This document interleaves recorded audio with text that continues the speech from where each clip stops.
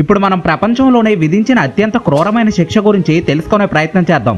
ప్రపంచంలోని పలు దేశాల్లో క్రూరమైన రాజుల పాలన సాగిందనే విషయం మనం చరిత్రలో చూసుంటాం. వారు విధించే శిక్షలు వెన్నులో వణుకు పుట్టించేవని కూడా విని ఉంటాం. అయితే అంతకన్నా అత్యంత క్రూరమైన యజమాని గురించి, అతను విధించిన హేయమైన శిక్ష గురించి ఇప్పుడు తెలుసుకుందాం.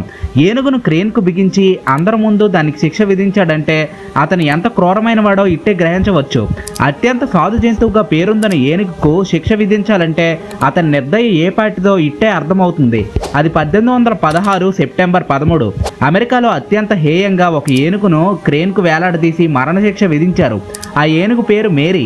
అది తన మావటివాడిని కాలితో తొక్కి చంపేసిందన్న కారణంతో ఇంత దారుణమైన శిక్ష విధించారు. చరిత్ర అందించిన సమాచారం ప్రకారం ఆ ఏనుగు ఆకలితో అల్లాడిపోతూ ఉంది. దాన్ని అదుపులోకి తెచ్చేందుకు ప్రయత్నించిన మావటివాడు దాని చెవిపై గట్టిగా కొట్టాడు. అంతే, ఆ ఏనుగు కోపంతో ఒక్కసారిగా తన పాదంతో మావటివాడిని తొక్కేసింది. ఆ ఏనుగు ఒక సర్కస్లో పనిచేస్తుండేది. మావటివాడిని తొక్కి చంపేయడంతో ఆ ఏనుగుపై స్థానికులకు ఆగ్రహం కలిగింది. జనాగ్రహాన్ని చూసిన సర్కస్ యజమాని అత్యంత కఠిన నిర్ణయం తీసుకున్నాడు. ఆ ఏనుగుకు మరణశిక్ష విధించాలనుకున్నాడు. దాన్ని చంపివేస్తున్నట్లు ప్రకటించాడు. ఇందుకోసం 100 టన్నుల బరువు ఎత్తుగల ఒక ప్రత్యేకమైన క్రేన్ తెప్పించాడు. ఏనుగు మెడను తాడుతో కట్టేందుకు ఒక ప్రత్యేకమైన తాడును కూడా తెప్పించాడు. క్రేన్ సాయంతో ఏనుగు మెడకు ఉరితాడు బిగించి దాన్ని బహిరంగంగా జనసమూహం మధ్యలో మరణశిక్ష విధించాడు.